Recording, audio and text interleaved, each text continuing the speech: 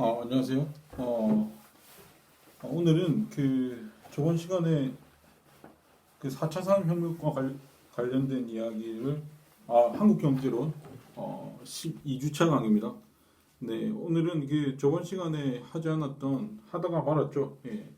4차 산업혁명과 관련된 이야기를 했었는데 저번 시간에 블록체인 기반의 가상화폐와 관련된 이야기를 하다가 중간에 끊고 시간이 다 돼서 이야기를 못했습니다만은 오늘 그 이야기를 좀 하고요. 그 다음에 이제 핀테크 이야기도 안 했었어요. 그래서 핀테크 이야기를 좀 하고 그 경제 한국 경제사와 관련된 이야기를 좀 하도록 하겠습니다. 그 한국 경제사와 관련된 몇 가지 조선시대 이야기를 좀 해야 되거든요. 네, 조선시대 이야기를 해야 되는데 그 이야기를 그러니까 전반부에 이번 주에는 그 4차 산업혁명과 관련해서 블록체인 기반의 가상화폐 마저 이야기를 하고 그 다음에 블록체인이 아니라 그 핀테크 이야기를 할 거고요. 그 다음에 한국 경제사 중에 그 조선시대 이야기를 좀 하도록 하겠습니다. 네, 그러니까 우리가 근대로 진입하는 데 있어서 조선시대가 어떤 근대적인 역할을 했는지와 관련된 이야기를 좀 할 수 있을 것 같아요. 그 이야기를 하면은 오늘 마치지 않을까 싶습니다. 자, 그래서 저번 시간에 우리가 그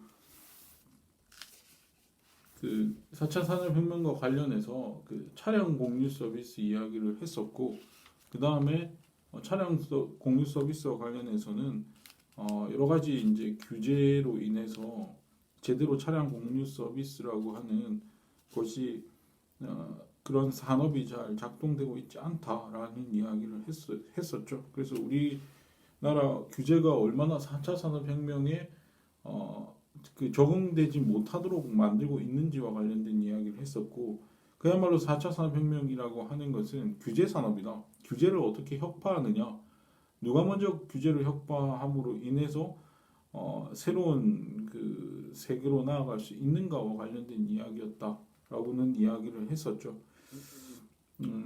그래서 그 이야기를 했고요. 네, 그래서 뭐 여러 가지 이제 여러 형태의 우버 서비스라고 하는 그게 불법화되어 있기 때문에 우버 서비스로 우회하는 여러 가지 이제 차량 공유 서비스와 관련된 여러 가지 시도들이 있었는데 그것들이 다 좌절된 채로 가고 있다라고 보시면 됩니다. 그게 이제 차량 공유 서비스와 관련된 이야기였고요. 그 차량 공유 서비스는 그야말로 우리가 포지티브 규제를 하고 있기 때문에 네거티브 규제로 갈 필요성과 관련해서도 우리가 생각해 볼 수가 있다라고 볼 수 있는 것이죠. 네, 그 포지티브 규제라고 하는 것은 정부가 이것저것 법과 제도로서 이것저것을 그런 하라는 항목에 포함되어 있지 않으면 절대 할 수가 없는 겁니다. 네거티브 규제를 하게 되면 이것저것은 하지 말라라고 되어 있기 때문에 하지 말라는 거 이외에는 다 해도 되거든요. 그쪽으로 가는 것이 좋지 않겠나 라고 하는 생각이 듭니다. 사실 그래서 이제 원래 이 차량 공유 서비스라고 하는 것은 그러니까 놀고 있는 게으른 자원을 어떻게 하면 더 활용할 수 있을까 하는 아이디어에서 나온 것이었죠. 그러니까 우리가 가지고 있는 자동차라고 하는 것도 엄청 쉬는 시간이 많잖아요. 놀고 있는 시간이 많잖아요. 그 놀고 있는 자원을 이용해서 뭔가 부가가치가 나올 수 있는 산업으로 활용했던 것이죠. 놀고 게으른 자원을 어떻게 하면 부가가치가 있는 산업으로 끌어들일 것인가의 아이디어에서 나온 것이고, 그게 이제 우버라고 하는 회사를 통해 가지고 혁신을 통해 가지고 나온 것인데, 우리나라는 그게 잘 작동하고 있지 않다라고 하는 이야기를 했었고, 그 다음에 가상화폐와 관련해서는 우리가 이제 여러 가지 뭐 가상화폐가 뭔지 예, 가상화폐가 뭔지에 대해서 이야기를 했었고, 그 다음에 그 주로 우리가 그 포커스를 맞췄던 것은 이 논란입니다. 가상화폐와 관련된 논란입니다. 그게 어떻게 우리가 될 건가? 그게 과연 화폐일 수 있느냐와 관련된 이야기였죠. 그 이야기를 했었습니다. 그래서 이제 화폐, 그러니까 굉장히 그 비트코인에서 볼 수 있듯이 굉장히 효율적입니다. 돈을 송금할 때도 그냥 뭐 몇 초만에 송금이 되고, 뭐 물론 그 가상화폐를 통해 가지고 또는 비트코인을 통해 가지고 굉장히 효율적으로 우리가 그 기존의 화폐를 해외로 송금을 할 때도 며칠 걸리거든요. 최소한 3일이 걸립니다. 네, 최소한 돈 보내는 시간이 3일 정도 걸리는데 이건 그냥 바로 가니까 블록체인 기반의 가상화폐 또는 비트코인이라고 하는 게 바로 가니까 이게 굉장히 효율적이고 간편하죠. 네. 그래서 이 효율성 때문에 아마도 많은 사람들이 이것이 우리한테 상용화되고 그야말로 편해지면 모두가 이 편리한 가상화폐를 쓰지 않겠는가?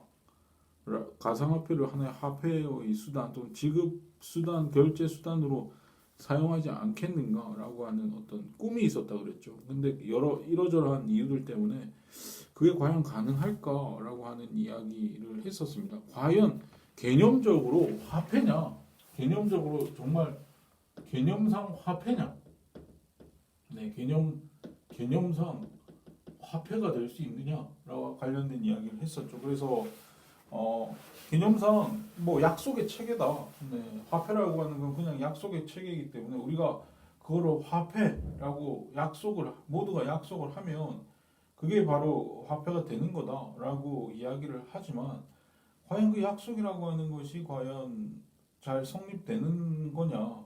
그 약속이라고 하는 것도 잘 성립이 안 되는 경우가 많거든요. 그 약속이라고 하는 것이 쉽지 않습니다. 모든 사람들이 약속을 한다는 거, 그 별로 쉬운 일은 아니죠. 그렇기 때문에 우리가 그 약속을 성립시키기 위해서 여러 가지 형태의 공신력을 백업하는 겁니다. 네, 우리가 아무리 지금 현재 돈이라고 하는 게 종이 쪽지라고 할지라도 그 종이 쪽지가 뭔가 화폐가 되게 하는 백업 요소들, 공신력, 국가라고 하는 공신력을 거기에 붙인 거거든요. 네, 붙이지 않으면 그게 화폐 또는 약속의 체계가 성립할 수가 없는 것이죠. 그리고 그게 일시적으로 성립했다 하더라도 그게 지속 가능하냐 그 문제가 있거든요. 예, 지속적으로 약속이 되냐. 그러니까 어느 순간 모두가 약속을 하지 않을 수도 있다 이 말이죠. 네, 그래서 여러 가지 효율적인 측면이 있다고 하지만은 그게 과연 어떤 국가라고 하는 공신력 또는 그거를 옛날에는 금으로 백업을 했었잖아요. 네, 금이나 은으로 백업을 했었는데 그런 식으로 어떤 백업 장치가 없이 가능할까라고 하는 의문이 있는 것이죠. 네. 그 개념적으로 과연 약속의 체계라고 했을 때 그게 과연 되겠느냐라고 하는 것과 그 다음에 저번 시간에 뭐 중앙은행 제도랑 그 다음에 자유은행 제도 이 중앙은행 제도가 워낙 이 인플레이션을 많이 일으키는 20세기 중앙은행 제도라고 하는 것을 한번 채택을 해서 운영을 해보니까 그게 인플레이션만 야기를 하고 그렇게 화폐 가치를 타락시키는 요인으로 작용을 하더라라고 하는 겁니다. 그렇기 때문에 이것이 문제가 많으니까 예전에 원래는 자유은행 제도에 의해서 화폐가 발행이 됐는데 그래서 이제 이게 문제가 많아가지고 이제 중앙은행 제도로 갔는데 이제 다시 돌아와야 되지 않겠느냐라고 하는 겁니다. 중앙은행 제도가 문제가 많으니까 중앙은행 제도 이꼴 화폐 타락이라고 봐도 무방할 정도로 화폐 가치는 떨어지고 물가는 상승하는 그런 화폐 타락의 시대니까 인플레이션의 시대니까 이거를 타개하기 위해서 가상화폐라고 하는 것이 있으면 좋지 않겠느냐. 일종의 자유은행 제도를 옹호하는 사람들 입장에서는 가상화폐라고 하는 것이 제격이죠. 그 다음에 뭐 기축통화, 달러를 위시한 기축통화에 대한 불만이 있는 것이죠. 그리고 가상화폐가 있는 겁니다. 기축통화제도를 혁파를 하자. 네. 이 달러 중심으로 돌아가고 있는 이런 기축통화제도라고 하는 것이 내재적으로 어느 문제가 있다라고 하는 겁니다. 처음에 이제 달러를 기축통화로 하는 그런 그 국제금융질서를 세울 때 그 미국의 대표였던 브레튼 우즈에 와가지고 회의를 했던 미국 대표가 화이트라고 하는 사람이 있었고, 영국은 존 메이나드 케인즈라고 하는 유명한 경제학자였지만 그 화이트 미국의 힘에 의해서 화이트 안이 채택이 돼서 미국의 달러가 기축통화된 거 아닙니까? 근데 그 당시 케인즈가 이야기했던 그 방코르라고 하는 글로벌 통화, 글로벌 화폐라고 하는 것에 꿈이 있었죠. 그 꿈을 한번 실현시켜 보면 어떨까라고 하는 겁니다. 왜냐하면 이 기축통화 제도라고 하는 것도 여러 가지 문제가 있다는 거예요.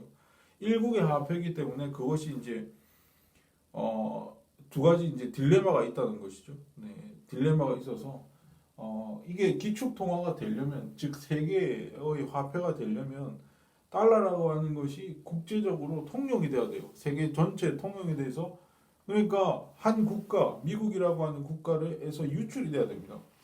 이 화폐라고 하는 게 달러가 유출이 돼야 세계 많은 사람들이 그 화폐를 가지고 거래를 할 수 있을 거지 않습니까? 근데 유출이 되면 미국이 국제 수지 적자가 되죠. 그러니까 미국이 좋지 않은 거예요.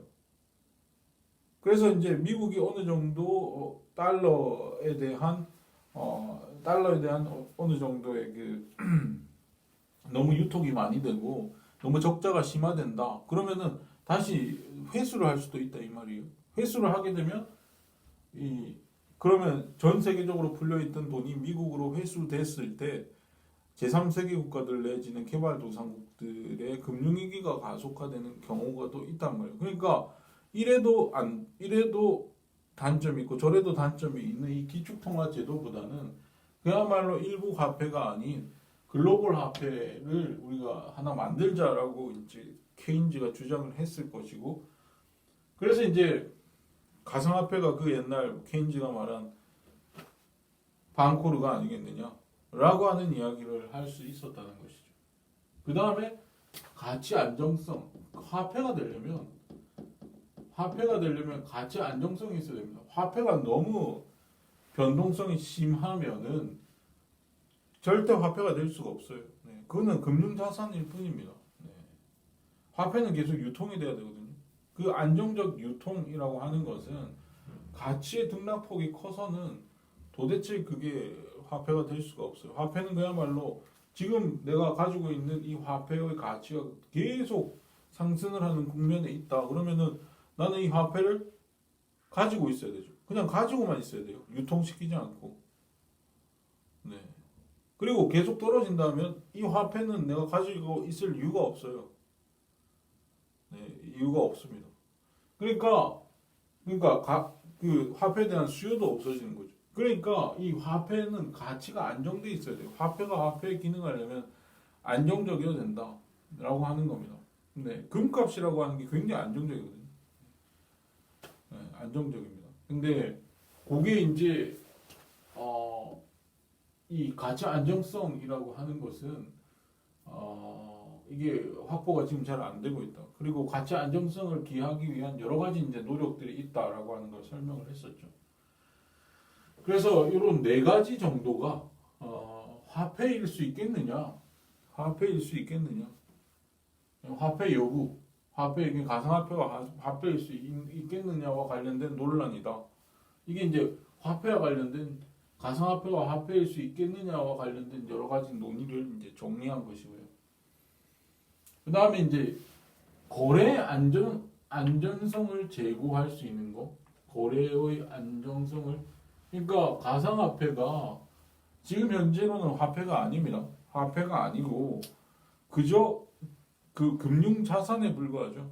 지금 현재로는 그야말로 투기가 어마어마하게 일어나고 있고, 지금 현재 가상화폐 가격이 상당히 지금 하락하고 있는 국면에 접어들었거든요. 네. 7천만 원, 비트코인만 하더라도 7천만 원, 8천만 원을 찍었다가 지금 이제 거의 반토막 수준으로 내려오고 있는 상황인 것 같은데 그야말로 가치가 등락폭이 심하고 그 다음에 위험이 심하면서도 수익이 굉장히 많이 나 고수익, 고위험, 고수익의 그런 금융자산일 뿐이죠. 그렇기 때문에 이걸 어떻게 규제할 것인가? 그러니까 어떻게 하면 거래 너무 많이 투자를 그 위험한 건데 투자를 한다는 건 많은 사람들이 이런 투기에 의해서 손해를 볼 가능성이 크단 말이죠. 네, 손해를 볼 가능성이 크다. 그래서 이제 그 가상화폐 관련 자금 세탁 방지 가이드라인 뭐 이런 것들을 이용해서 우리가 이제 미성년자나 외국인은 우리나라 이제 거래소 있지 않습니까? 네, 거래소 그 거래소가 우리나라에는 뭐 몇 개가 있죠. 네, 뭐 비스덤이니 코인원이니 뭐 업비트 뭐 이런 거래소가 있는데 그 거래소를 이제 규제를 하는 겁니다. 거래소를 규제를 할 때 미성년자 외국인은 우리나라 거래소에서 거래하는 걸 금지시켜 놓고 그 다음에 실명제를 도입해서 뭐 생년월일이나 뭐 주소나 전화번호 이런 것들을 받아놓고 있죠. 거기에 의해서 실명제가 되고 있습니다.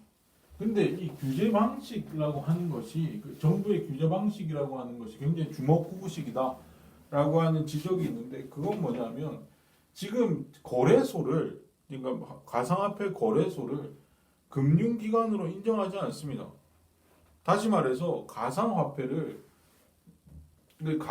거래를 금융거래로 인정하지 않고 있어요. 우리나라는. 네. 그러니까 가상화폐 거래소 자체도 금융기관이 아니고 그 다음에 가상화폐 자체도 화폐가 아닐 뿐만 아니라 금융거래도 아니다. 금융자산도 아니다라고 보고 있어요. 우리나라의 입장은 그렇습니다. 그래서 지금 그 규제 방식이 규제를 해야 돼요. 근데 우리가 감독원에서 금융기관들을 다 감시하고 있잖아요. 금융감독원에서 감시를 하고 있는데 이 금융감독원에서는 금융기관만 감독을 하기 때문에 지금 가상화폐 거래소라고 하는 것이 지금 금융기관이 아니고 가상화폐도 화폐가 아닐 뿐만 아니라 금융자산도 아니기 때문에 그 어떤 권리로 보나 권한으로 보나 금융감독원은 지금 가상화폐 거래소를 감독할 수가 없습니다. 법적으로. 그래서 어떻게 하냐면 그러니까 금융감독원은 은행을 감독할 수 있죠. 네, 은행을 감독하고 있고 그래서 이게 은행을 감독하고 있는데 그 은행이 가상화폐 거래소를 감독을 하도록 종용하고 있습니다. 그러니까 금융감독원이 은행을 감독하고 있는데 그러니까 직접적으로 가상화폐 거래소를 감독하기 힘드니까 은행으로 하여금 간접적으로 이 가상화폐 거래소를 규제하도록 그러니까 지금 미성년자나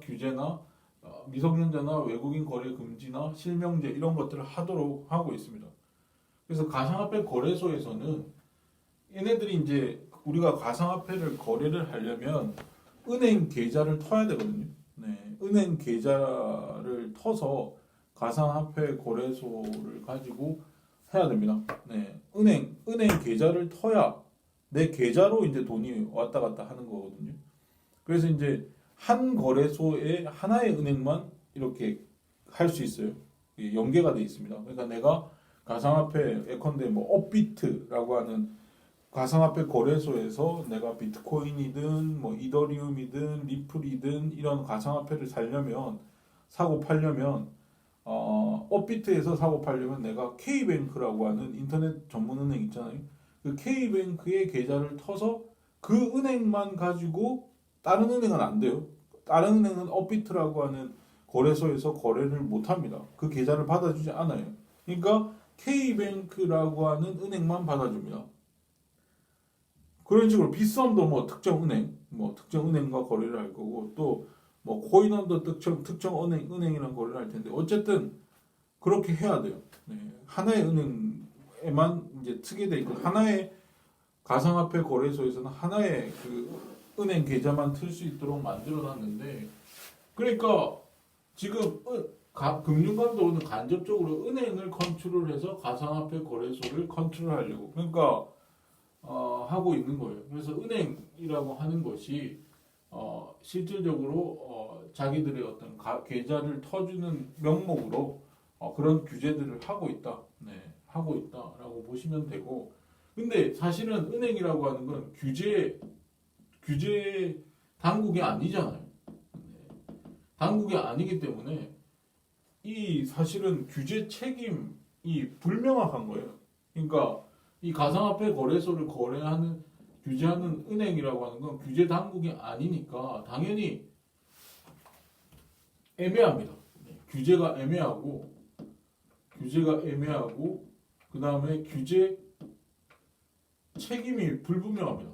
책임 불명 애매하고 불명합니다. 그래서 어떤 새로운 가상화폐 거래소가 등장을 해서 우리가 등록을 하고 싶다. 가상화폐 거래소로 등록을 해서 우리가 뭔가 그 가상화폐 거래를 한다라고 했을 때 은행에 쫓아가서 우리가 계좌를 하나 터달라. 예컨대 뭐 농협은행에 가서 계좌를 하나 터달라라고 하면은 은행은 난감합니다.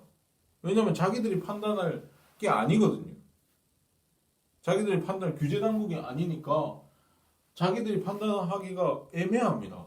애매하기 때문에 그냥 문제될 것 같으면 거래를 트지 않죠. 네, 거래를 트지 않습니다. 그래서 가상화폐 거래소가 자유롭게 형성될 수 있도록 만들어져 있지 않아요. 네, 않아요. 그리고 체계적인 감독이 불가능하도록 돼 있죠. 지금 체계적인 감독이 간접적으로 지금 감독을 하고 있기 때문에 체계적인 감독이 불가능한 상황에 놓여 있다라고 보시면 됩니다. 그래서 이런 문제, 그래서 그 어떤 것도 그래서 이렇게 되면 거래 안정성, 규제가 안 되기 때문에 규제가 잘 안 되기 때문에 거래의 안전성이라고 하는 것이 안 되죠. 네, 잘 확보가 안 됩니다. 그런 식으로 이제 규제를 하고 있다. 그래서 그게 요런 체계가 18년에 나오거든요. 2017년에 이제 한창 가상화폐가 거래가 많이 돼가지고 뭐 1,000만 원, 2,000만 원까지 이제 비트코인 가격이 오르고 그랬었거든요.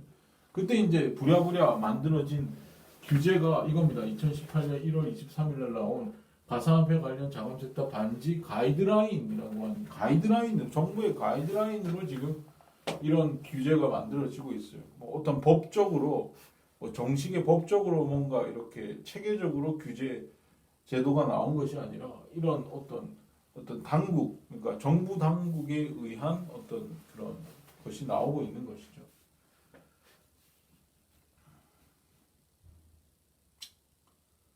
그래서 규제 방식이 이렇게 불분명하게 애매하게 돼 있다. 그래서 지금 금융감독원 입장에서는 우리나라는 지금 화폐 또는 금융자산으로 인정을 하지 않고 있기 때문에 과세를 할 때도 기타 소득으로 과세를 하고 있어요.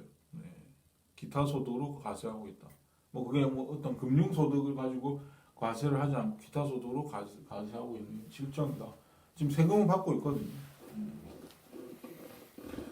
그렇게 보시면 된다라고 보면 돼요. 그 다음에 이제 불법 자금 문제가 있죠. 네, 불법 자금. 이건 뭐 자금 세탁 방지 이런 것과 관련이 돼 있지만 뭐 자금 세탁이나 불법 행위 송금, 불법 해외 송금, 마약 거래, 무기 밀매, 불법 단체 지원, 탈세, 뇌물 등의 문제가 있는 거죠. 예, 가상화폐라고 하는 건 그 어떤 그 국가도 경유하지 않는 지급 수단이기 때문에 어떠한 공신력 없는 지급 수단이라고 하는 것이었죠. 그 가상화폐. 그러니까 뭐 은행, 공신력 있는 은행이나 국가 그 어떤 것과도 이제 연계관계가 없는 그런 화폐이기 때문에 이런 문제가 발생할 수 있다는 거죠. 불법 자금과 관련해서 뭐 탈세니, 뇌물이니, 뭐 불법 단체 지원이니, 뭐 그런 거, 네. 자금 세탁이니, 불법 해외 송금, 마약 거래, 무기 밀매 이런 문제가 발생할 수 있는데 이런 문제들도 다 이제 이런 자금세탁 방지법 같은 걸 만들어서 우리가 이제 규제를 할 필요가 있다라고 하는 겁니다. 그 규제가 잘 될까? 네, 그것도 의문이죠. 자, 그래서 이제 이게 이제 가상화폐와 관련된 이야기였고요. 그 다음에 핀테크 이야기를 좀 하겠습니다. 핀테크라고 하는 것은 여러분들이 뭐 잘 아시겠지만, 핀테크라고 하는 거는 그 파이낸스랑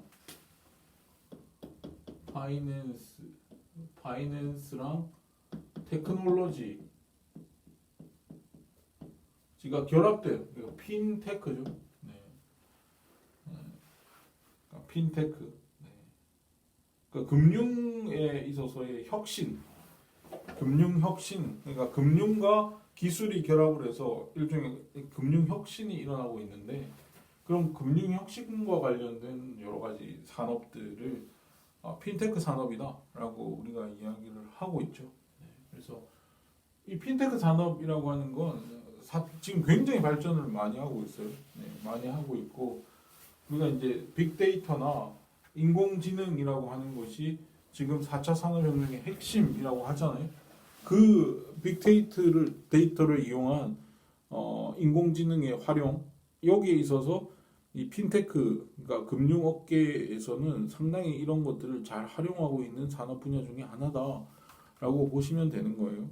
그래서 이제 핀테크 산업이라고 하는 건 우리가 경제학에서는 상당히 이제 중요하게 다뤄져야 될 그런 어떤 산업이라고 할 수 있는데, 뭐 차량 공유 서비스나 이런 그 가상화폐도 물론 이제 굉장히 경제학적으로 관심이 많이 가는 분야이긴 하지만, 핀테크도 상당히 뭐 우리가 관심을 가지고 있는 그런 산업이다라고 볼 수 있고, 빠르게 성장하고 있습니다. 핀테크라고 하는. 지금 우리나라는 별로 관심이 없는 것 같지만, 우리나라는 이 분야에 있어서 너무 이제 규제가 많아서 이 규제 때문에 잘 성장을 못하는 측면들이 많죠.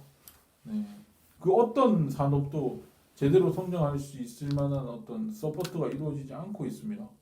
방금도 이야기했어요. 차량 옥리 서비스에서 잘 이야기했고, 그리고 그 가상화폐와 관련돼서도 우리가 지금 제도적으로 마련이 되어 있지 않아요. 어떻게 규제해야 될지도 잘 지금 개념적으로 성립이 안 되고 있습니다. 가상화폐가 뭐냐, 화폐냐, 최소한 금융자산은 아니냐, 이런 것도 아직 정리가 안 돼 있고, 그 다음에 ICO도 할 수 없다 그랬죠. 네, ICO도 할 수 없어서 투자자를 받을 수가 없습니다. 우리가 그 가상화폐를 하나 개발을 한다고 해서 개발 회사가 하나 개발을 했는데, 개발하려면 돈이 있어야 되는데 투자를 받아야 되잖아요. 그 투자를 받기 좋은 게 ICO 아닙니까?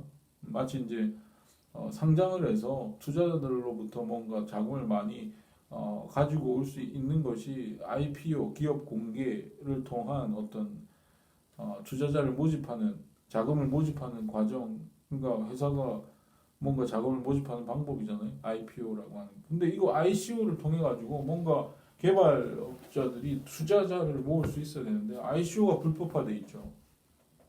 그 다음에 규제 매뉴얼도 확실하게 굉장히 애매하고 불명확하다고 이야기했지 않습니까?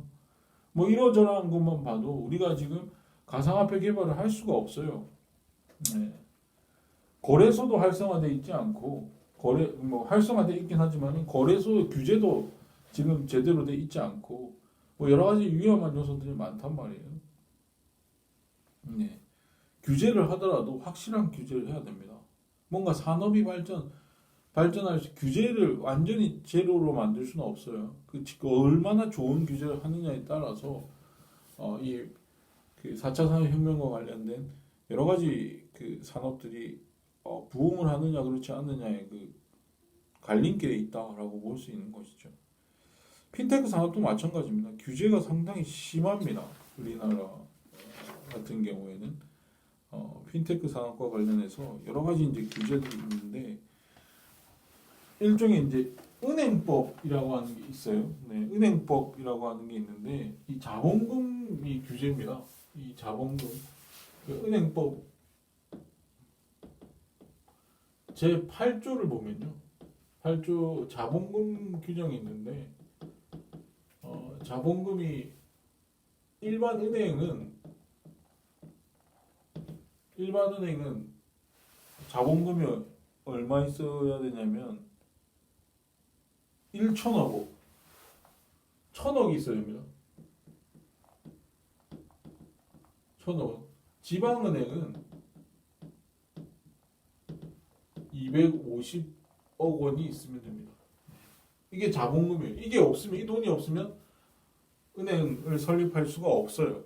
네. 설립할 수가 없어요. 그래서 원래 지금 그 우리나라 같은 경우에는 그 인터넷 전문은행 있잖아요. 인터넷 전문은행을 지금 만들려고 하고 있죠. 인터넷 전문은행이라고 하는 걸 만들려고 하고 있는데, 그래서 이런 그 일반 은행으로, 인터넷 전문은행이 일반 은행으로서 1,000만 원, 그러니까 인터넷 전문은행이라고 하는 건 일반 은행이라고 하는 건 전국 지점망을 가지고 있는 은행이거든요. 지방은행은 몇몇 도시에서만 열 수 있는 은행이 지방은행인데, 그 인터넷 전문은행은 전국 단위로 거래를 할 거잖아요. 그러니까 이 정도의 규모가 있어야 되는 거죠. 1천억 원의 자본금이 있어야 인터넷 전문은행을 열 수 있다. 이게 너무 심한 자본금 규제 기준 아니냐라고 해서 국회에서 법을 만듭니다. 법을 만들어서 그리고 이제 은행법만 18조가 있고, 그 다음에 또 다른 규제가 있는데 뭐냐면 제 16조 2에 은산분리 규정이 있거든요. 은산분리 규정이 있습니다.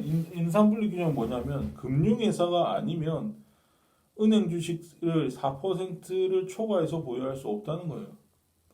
그러니까 금융회사, 뭐 은행이나 무슨 증권회사나 보험회사가 아닌 다른 뭐 산업 부분 회사에서는 산업자본들은 은행을 지분을 4% 이상 보유할 수가 없도록 되어 있는 규정이 바로 은행법 16조 2입니다. 은산분리 규정이죠. 네. 이렇게 되면 우리가 그 산업자본의 은행 주식을 산업자본의 은행업 진출을 할 수가 없습니다. 4% 지분을 가지고 어떻게 경영권 방어가 되겠어요? 경영권 방어가 안 되죠. 4%. 또 규제가 돼 있으니까 이게 은산분리. 금융회사가 아니면 4% 초과할 수 없다. 4%까지만 초과할 수 있다. 4%까지만 지분을 보유할 수 있다. 근데 이런 1,000억이나 250억 정도의 그 자본금을 가지고 있는 회사가 그걸 투자를 할 수 있는 데가 사실은 대기업들이 충분히 투자를 할 수 있잖아요.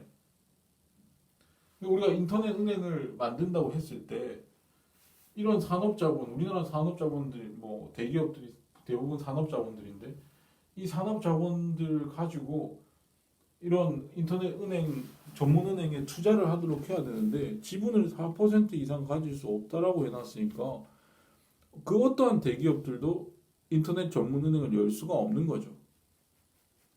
이 두 가지 법에 의해서. 그래서 인터넷 전문은행 설립과 운영을 활성화시키기 위해서 법을 하나 만듭니다. 2019년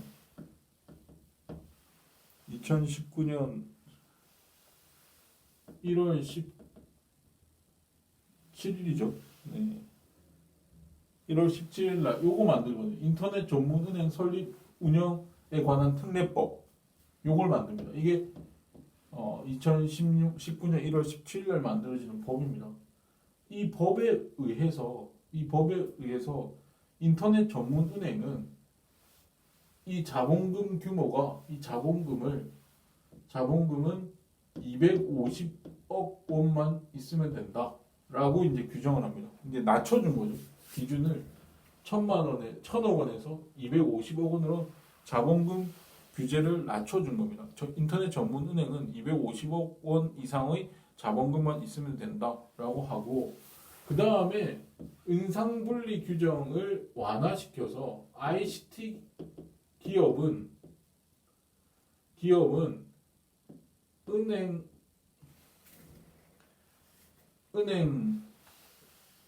ICT 기업은 은행 주식을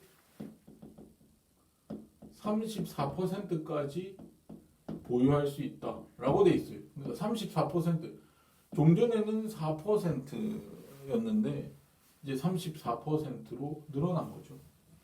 그래서 ICT 기업, 즉 정보통신 기업들은 정보통신 산업자본일 경우에는 정보통신업을 하는 산업자본인 경우에는 34%까지는 늘려준다라고 이런 특례법을 하나 만들어서 이제 지금 숨통을 틔워주고 있는 것이죠. 그래서 인터넷 전문 은행에 우리나라가 이런 ICT 기업이라고 하는 뭐 이렇게 기준을 만들 모든 기업이 그 인터넷 전문 은행을 세울 때 모든 기업이 은산분리 규정 없이 이런 34% 제한 없이 그냥 좀 이렇게 활짝 열어줬더라면 좋았을 텐데 어쨌든 아직까지는 규제가 있는 겁니다. ICT 기업들만 할 수 있는 거예요 지금.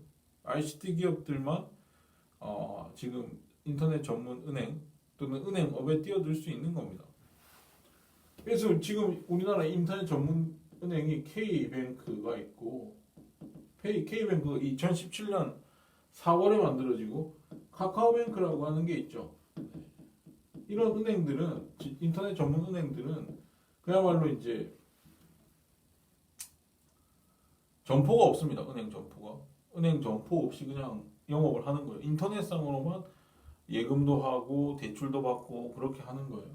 그래서 K뱅크와 카카오뱅크 지금 지분이 원래는 K뱅크 지분을 누가 제 대주주였냐면은 대주주가 원래는 한국투자금융이었죠.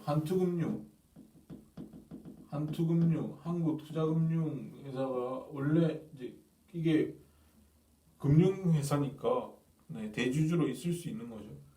한투금융이 원래 대주주였는데 지금 K뱅크 같은 경우에는 BC카드가 지금 34%의 지분을 가지고 있습니다. 네, 지분을 가지고 있고 이 BC카드는 KT의 자회사죠.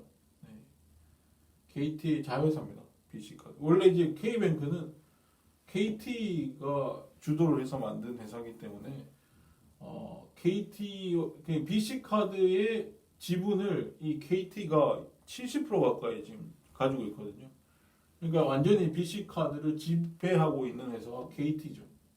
그래서 BC카드가 34% 지금 대주주가 돼 있고 34%까지 하는데 카카오뱅크 같은 경우 원래 우리은행이 대주주였는데 요 특례법이 만들어지고 나서는 지금 카카오가 대주주가 돼 있습니다. 34%로 대주주가 돼 있다라고 보시면 되죠. 그래서 이제 하고 있는데 이 은산분리 규정도 34% 네. 그리고 ICT 회사로 기업으로 한정한 것 아직 이제 규제가 완전히 완화된 것은 아니다라고 볼 수 있는 것이죠. 그래서 이제 인터넷 전문 은행이라고 하는 것이 우리나라에 아직 2개밖에 없다라고 보시면 됩니다. 그래서 이제 인터넷 전문 은행과 관련해서 이런 특례법을 만들어서 어느 정도 규제 완화를 하고 있는데 아직 갈 길이 멀다라고 보시면 되는데 왜냐하면 이 시대 변화를 보시면 알아요. 시대 변화라고 하는 걸 보시면 아는데 우리가 지금 인터넷 전문 은행 이야기를 하고 있지만 지금 중국이나 미국 같은 아주 선진국 지금 핀테크 산업의 선두주자들이 지금 하고 있는 그 시대적 조류가 있습니다. 시대적 조류가 있는데 지금 우리가 사실 인터넷 전문 은행만 이야기할 것이 아니라 여러 가지 이제 물론 인터넷 전문 은행이라고 하는 것도 중요하지만 여러 지금 핀테크 산업에서 혁신이 일어나고 있는데 거기 지금 못 따라가고 있는 측면이 강하다라고 보시면 되는데 그게 뭐냐면 지금 원래 시대의 변화는 어떤 식으로 지금 핀테크라고 하는 것이 어떻게 어느 수준에까지 어느 시대를 반영하고 있느냐 그러면 어떤 수준에까지 원래는 오프라인 시장만 있었죠. 근데 전자상거래라고 하는 게 나온단 말이에요. 전자상거래. 그러니까 인터넷을 통해 가지고 물건이 오고 가고 하니까 하고 나서 그 다음에 무점포 은행 시대라고 하는 게 나와서 인터넷 전문 은행 같은 게 무점포. 오프라인에서는 은행이 없어요. 인터넷에서만 존재하는 은행이죠.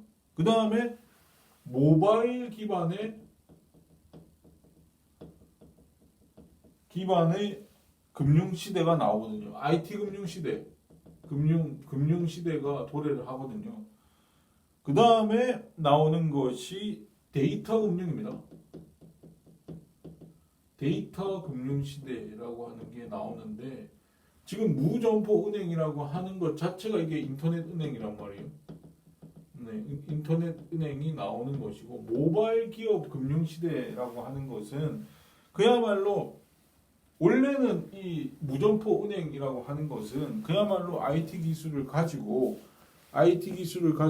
기존의 은행들이 이 모바일이나 인터넷을 이용해 가지고 그들이 금융 서비스를 좀 편리하게 만들어주는 기존의 금융기관들이 은행이나 금융기관들이 좀 더 효율적으로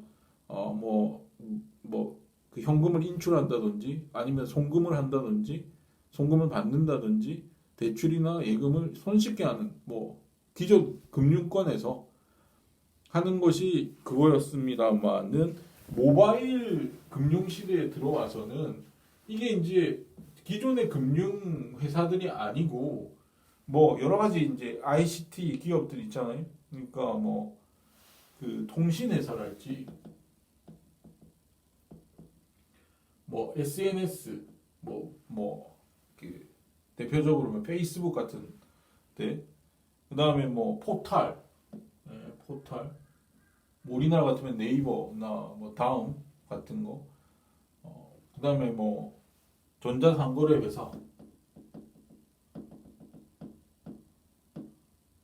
이런 회사들이 통신회사 애플 페이스북 포탈 그다음에 전자상거래 회사 이런 회사들이 모바일을 기반으로 해서 모바일이라고 하는 걸 기반으로 해서 결국 증권업도 하고 은행업도 하고 보험업도 하고 기타 등등 이런 모바일을 중심으로 해서 이렇게 하는 그러니까 원래 핀테크라고 하는 말이 처음에 나왔을 때는 핀테크라고 하는 거는 그러니까 원래 금융회사들이 뭔가 여러 가지 정보통신 기술을 가지고 했던 그 기술을 가지고 했던 어떤 금융 부분의 혁신이었는데 이제는 이런 회사들이 오히려 그러니까 기존의 금융회사가 아니라 통신회사, SNS 회사, 포털 회사, 그다음에 전자상거래 회사 이런 회사들이 결국 이런 금융을 주도하는 그런 시대로 바뀌었단 말이에요. 이거를 우리가 이제 핀테크라고 하지 않고 테크핀이라고 하는 그러니까 본말이 바뀐 거죠. 네. 원래 기술을 가지고 있던 애들이 파이낸스 그러니까 금융업을 하는 그러니까 테크핀이라고 하는 말 그러니까 핀테크에서 테크핀으로 이제 바뀌는 거죠. 네. 원래는 금융회사가 모바일을 기반으로 한 뭔가 여러 가지 이제 간편한 서비스를 제공해 줬는데 이제는 테크 회사들이 핀을 하는, 파이낸스를 하는 그런 시대로 바뀐 거죠. 그래서 모바일 기반의 금융 시대는 핀테크가 테크핀으로 바뀐 시대적 조류를 가지고 있다라고 하는 것이고 데이터 금융 시대라고 하는 것은 그야말로 빅데이터와 AI가 결합된 빅데이터를 이용해서 그야말로 엄청나게 금융 혁신이 일어나고 있거든요. 네. 그래서 이 데이터 그러니까 빅데이터를 다룰 수 있는 전문 인력 또는 AI를 개발할 수 있는 전문 인력 같은 것들이 그야말로 금융회사로 들어와서 빅데이터나 인공지능 기술을 탑재한 그런 금융회사 이런 회사들이 그야말로 이런 회사들이 금융업에 뛰어들 때 그냥 뛰어드는 게 아니라 빅데이터랑 AI 기반의 어떤 그 인공지능 기반의 그 어떤 그 새로운 형태의 그 금융업이라고 하는 것이 나오고 있거든요. 대표적인 예로 지금 핀테크 기업 중에 세계 1위 기업이 엔트 파이낸셜이라고 하는 그룹이 있어요. 네. 엔트 파이낸셜 그룹이라고 하는 금융 그룹이 있는데 이게 원래 이제 마윈 중국에서예요. 중국의 마윈이라고 하는 사람이 그야말로 알리바바라고 하는 그 인터넷 상거래 그러니까 전자상거래 그 사이트를 열어서 그야말로 전자상거래를 중국의 전자상거래를 활성화시키고 그게 결국은 지금 알리바바라고 하는 게 엔트 파이낸셜의 원래 모 회사였단 말이에요. 이게 자회사였어요. 엔트 파이낸셜이라고 하는 게 지금 그 핀테크 기업 세계 1위입니다. 네, 이 기업이. 그래서 이 기업이 지금 가지고 있는 빅데이터가 10만 개의 데이터를 가지고 AI를 인공지능을 돌려서 3분 내에 대출 그러니까 어떤 사람이 대출 신청을 했을 때 대출 여부를 3분 만에 판단을 해준다는 거예요. 3분 만에 대출 여부와 대출 금리가 나오도록 만든 겁니다. 우리가 지금 은행에서 대출을 하려고 하면 신용 대출을 하려면 대출 심사를 거쳐서 며칠은 걸려야 우리가 은행 대출을 받을 수 있는데 이거는 그냥 AI를 통해 가지고 엔트 파이낸셜이라고 하는 이 핀테크 회사는 그야말로 3분 내에 대출 여부랑 대출 금리가 나온다는 거 아닙니까? 사람에 따라서 그 빅데이터 어마어마한 빅데이터를 이용해서 지금 가장 많은 빅데이터를 자료를 가지고 있는 게 이 엔트 파이낸셜이라고 하는 10만 개가 넘는 빅데이터를 수집해 놓은 그런 회사입니다. 다른 회사들 10만 개 넘는 회사 없어요. 그러면서 이 엔트 파이낸셜이라고 하는 그 알리바바의 그 그룹의 자회사인 이 뭐 예금, 대출, 자산 관리, 신용 분석, 보험 이런 거 다 합니다. 이런 식으로 굉장히 그 발달된 핀테크를 하고 있거든요. 네, 이런 세계적인 핀테크 회사죠. 3분 만에 끝내요. 3분 만에. 이런 데이터 금융 시대에는 인력이 중요합니다. 기술 인력. 그러니까 빅데이터랑 AI를 다룰 수 있는 전문 인력을 어떻게 양성하느냐에 따라서 지금 금융업이라고 하는 것이 우리가 그 전 세계적인 어떤 그 핀테크 산업에서 우리가 적응할 수 있는 하나의 키가 바로 그겁니다. 전문 인력. 과연 우리가 전문 인력을 가지고 있느냐라고 물어봐야 되는 것이죠. 우리나라는 너무 규제가 많기 때문에 사실 여기까지 가는데 상당히 애로사항이 많습니다. 그렇거든요. 그래서 지금 뭐 우리나라 같은 경우에는 그 카카오페이랄지 그러니까 카카오페이나 지금 제트홀딩스라고 있는데 카카오페이 같은 경우에는 지분이 한 그 60% 정도가 카카오가 지분을 가지고 있고 나머지 반이 요 엔트 파이낸셜의 자회사인 알리페이 원래 이제 엔트 파이낸셜 이름이 알리페이였거든요. 알리바바에서 나왔으니까 알리페이였는데 알리페이 싱가포르 지분이 요게 카카오 지분이 한 60% 되고요. 이 엔트 파이낸셜의 자회사인 알리페이 싱가포르의 지분이 한 40% 됩니다. 이렇게 돼 있거든요. 카카오페이가 요 도전을 하고 있죠. 핀테크에 도전을 하고 있고 우리나라에서 하고 있고 지금 제트홀딩스라고 지금 네이버 파이낸셜이라고 지금 돼 있어요. 네이버가 하고 있는데 네이버 파이낸셜이랑 그 손정희 일본 그 소프트뱅크 손정희의 소프트뱅크의 지분이 이게 50%입니다. 네, 그러니까 그 네이버 파이낸셜 아예 지금 일본으로 넘어갔어요. 제트홀딩스는 그냥 일본에서 사업을 하고 있습니다. 마치 네이버가 라인이라고 하는 메신저를 만들어서 일본에 론칭을 해서 많은 일본 사람들이 지금 라인을 메신저로 쓰고 있듯이 뭐 1억 명 정도의 지금 그 고객을 확보하고 있다고 그러는데 카카오톡보다 훨씬 더 많이 확보하고 있죠. 전 세계적으로 보면. 근데 네이버 파이낸셜이라고